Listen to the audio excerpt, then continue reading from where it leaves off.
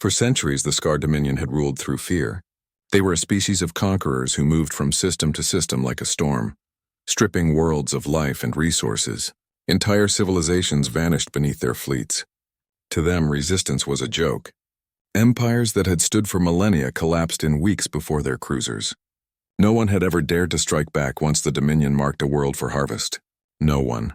Until that day. On the edge of the Orion Spur, the Dominion fleet advanced toward an uncharted system that their scouts labeled insignificant.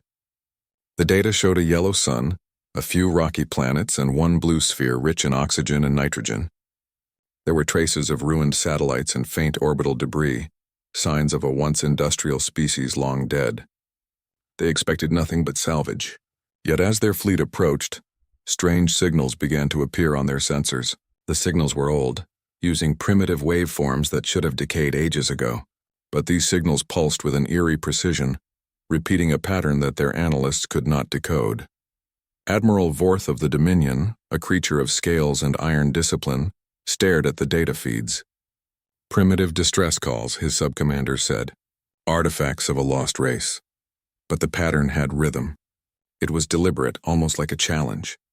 As the fleet neared the blue planet, the long-range scanners picked up something that made the entire bridge go silent. There was an energy spike on the far side of the planet. Massive, concentrated, and deliberate. It was the kind of signature only a warship could produce, and not a small one. The reading showed an energy curve higher than any known ship class in Dominion archives. Identify that vessel, Vorth commanded. The sensor officers worked in silence. Their instruments were overwhelmed by interference. The strange energy pulse seemed to distort readings, masking hull composition, shape, and propulsion type. Only the mass could be determined, and it was colossal. Far larger than any ship should have been able to sustain under its own gravity field. Then, through the static and haze, an image resolved. It was a massive structure, hidden beneath layers of ice and ocean. The scanners revealed a hull, black, angular, and ancient. It bore no Dominion signature, no known galactic markings. Across its side, half buried under centuries of sediment, faint letters glowed as if refusing to fade. ENS Titan. An ancient derelict, one officer said. A relic of some lost race. But Vorth wasn't convinced. The ship's core was active. Power was building, not decaying. It was as if the ship had been sleeping and something had just woken it. Suddenly, the oceans around it boiled. The ice caps cracked.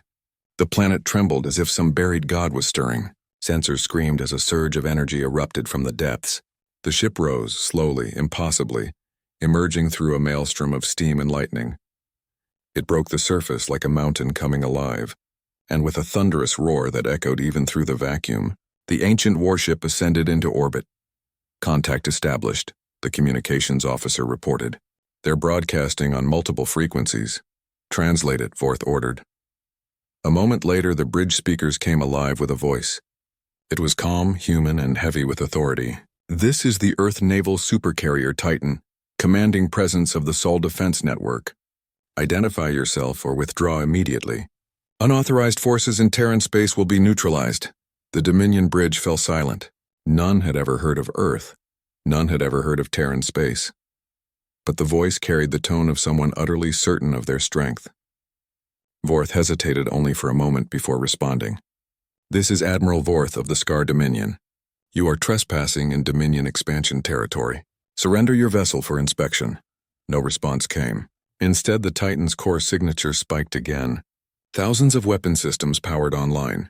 Its hull shimmered with layered armor that looked more like black stone than metal. The Scar fleet scrambled to battle positions. Fighters launched. Warships deployed their shields. Vorth, still confident, ordered his dreadnoughts forward. One relic will not stop the Dominion. The first volley was theirs.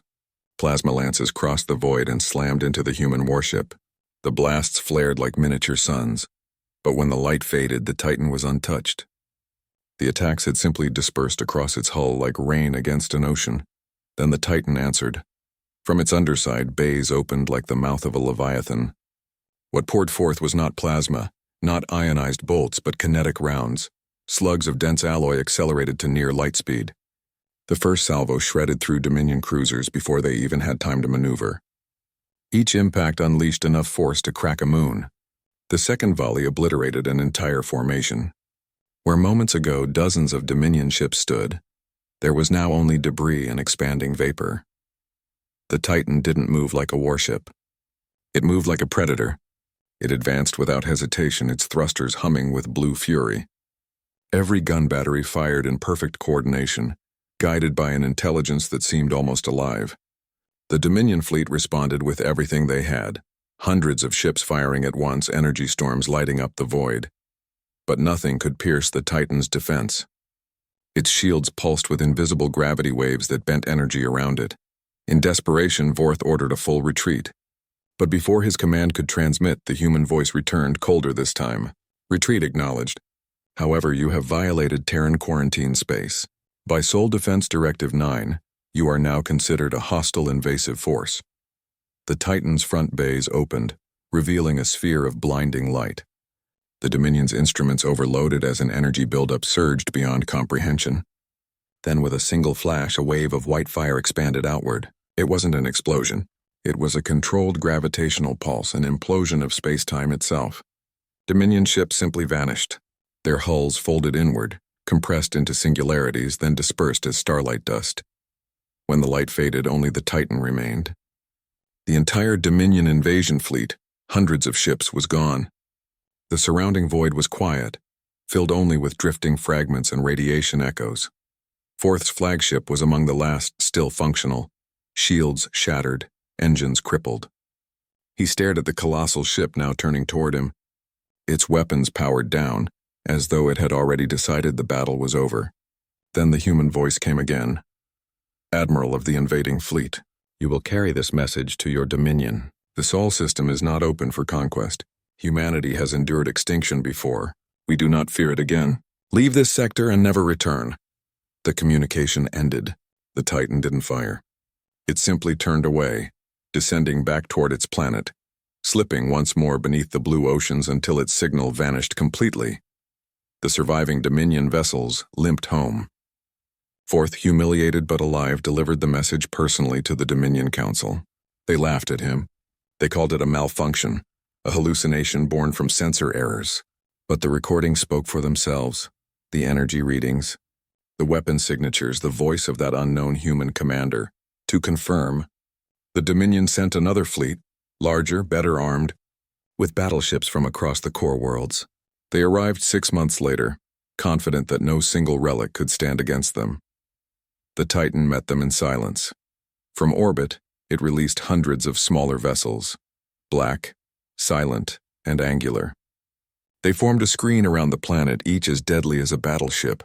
The Dominion fleet opened fire. What followed wasn't a battle, it was annihilation. Every ship that entered Terran orbit was erased within minutes. The Titan's smaller escorts moved with impossible speed, striking with precision. The fleet's admirals never even saw what destroyed them. By the time the last transmission reached Dominion space, only static remained. The blue planet had gone silent again. Months turned into years.